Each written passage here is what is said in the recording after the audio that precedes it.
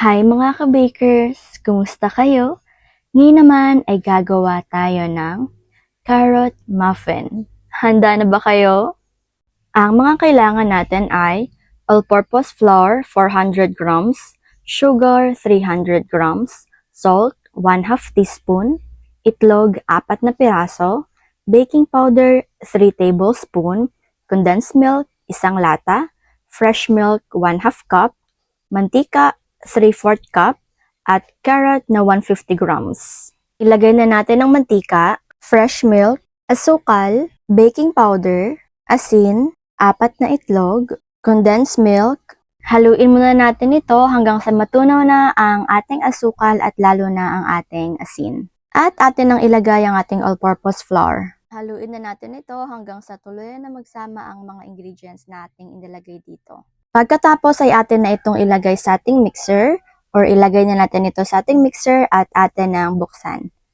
Ang mixing time nga pala nito ay 3 minutes lamang. Atin nang ilagay ang ating carrot at ngayon naman ay continue ulit natin ang ating paghahalo dito. Kapag wala na pong buo-buo at nagsama-sama na po talaga at higit sa lahat ay smooth na po siya ay atin na po itong hinto. At ngayon naman na maglalagay pa rin po tayo ng carrot sa ibabaw. Nagdagan po natin ito. At ito naman po ay atin ulit hahalo-haluin. Pwede nyo rin naman pong isabay na lahat. Pero kung gusto nyo pong dagdagan pa ang carrots, ay pwede nyo naman pong lagyan pagkatapos i-mix. At yan naman po kapag na-mix na po siya or nahalo na po lahat, ilalagay po natin ito sa ating molde na merong paper cup. At yung size nga po pala nito ay yung regular lamang po na size. At yung gamit po namin dito ay 1/2 cup. Pero pag meron pong natira ay naglalagay din po kami or nagdadagdag din po kami sa aming mga carrot muffin. Yan, ito na po ang kanyang itsura at ready na po ito para mailagay na sa ating oven. Ang oven temperature sa taas ay 220, sa baba po ay 220 din at ang baking time ay 15 minutes lamang. After 15 minutes ay luto na po ang ating carrot muffin na sobrang sarap naman talaga at higit sa lahat napakamasustansya talaga nito mga ka-bakers. Bagay na bagay sa ating mga kiddos at sa atin pong nagle-lesson po ngayon sa mga karne. Abay, winner na winner po talaga ito lalo na po ngayon na tayo naman talaga ay nagle-lesson sa ating karne dahil ito nga po ay pagkabuhay ng ating Panginoong Hesukristo. Kaya naman mga ka-bakers, ano pa pong hinihintay nyo? Gawin nyo na rin po ito ha.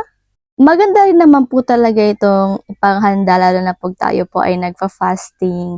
Yan, dessert lang po muna at saka juice at saka shake or tubig. Kaya po naman, eto na nga po ang ating food for the soul ngayon. 1 Thessalonica 4:14.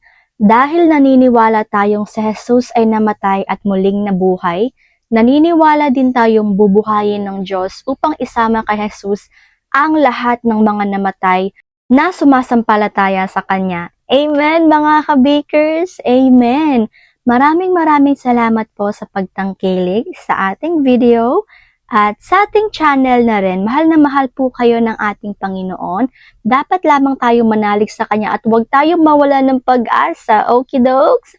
Kaya naman, hanggang dito na lang po muna ako. Paalam muna. Take care at higit sa lahat ay God bless. Gamitin natin ang mga sandaling ito para magnilay-nilay kung gaano kabuti at kung gaano tayo tinulungan ng ating Panginoon. Dahil hindi tayo makakarating kung nasan man tayo ngayon kung wala ang grace, ang awa, ang pag-ibig at ang pagpapatawad ng ating Panginoon sa ating mga kasalanan.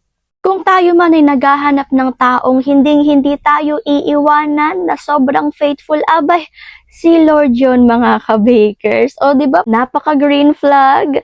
Kaya naman, tayo po ay magnilay-nilay talaga at isipin natin kung gaano kabuti ang ating Panginoon. Dahil nandyan lamang siya at nakikinig, ang kailangan lang natin gawin ay magdasal, maghumingi ng patawad at basahin ang kanyang salita.